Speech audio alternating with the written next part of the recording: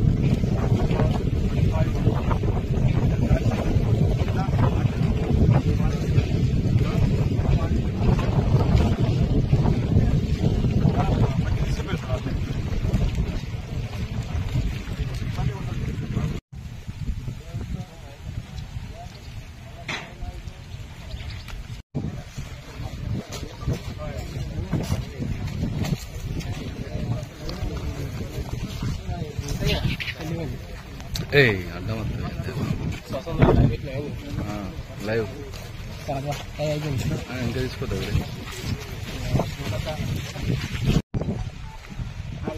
మనం అక్కడ దాకా పోయినాక లిఫ్ట్ చేస్తాం అంతే కదా. మరి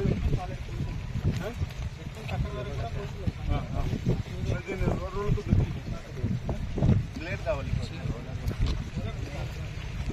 ఆన్సీ లిఫ్ట్ మరి చేసే పరిస్థితి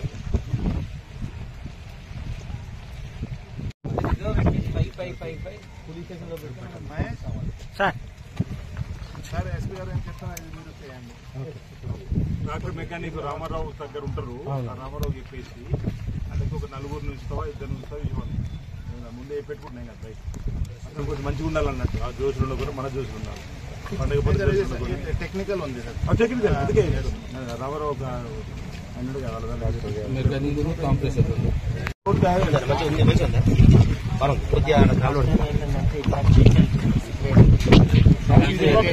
ఇక్కడ ఎదురు కావాలి ఇక్కడ చేసే పైసలు తీస్తే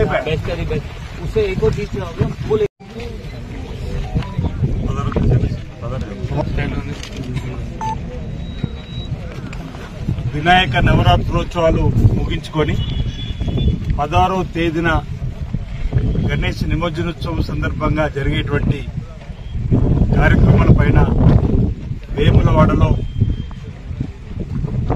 ఏ విధంగా వెళ్ళాలి, ఎలా నిమజ్జనోత్సవం జరపాలనేటువంటి అంశంపైన గౌరవ జిల్లా కలెక్టర్ గారు, గౌరవ జిల్లా ఎస్పీ గారు, అడిషనల్ ఎస్పీ గారు, ఆర్డీఓ గారు, వేములవాడ పట్టణ మున్సిపల్ చైర్పర్సన్, వైస్ చైర్మన్, కౌన్సిలర్లు, వేనాడు పట్టణ ప్రముఖులు, వివిధ లైన్ డిపార్ట్మెంట్ అధికారులు, సెస్కు సంబంధించి ఇతరత్ర అందరం కూడా వేనాడ పట్టణంలో అదేవిధంగా నిమజ్జనోత్సవ ప్రాంతంలో పరిశీలించడం జరిగింది.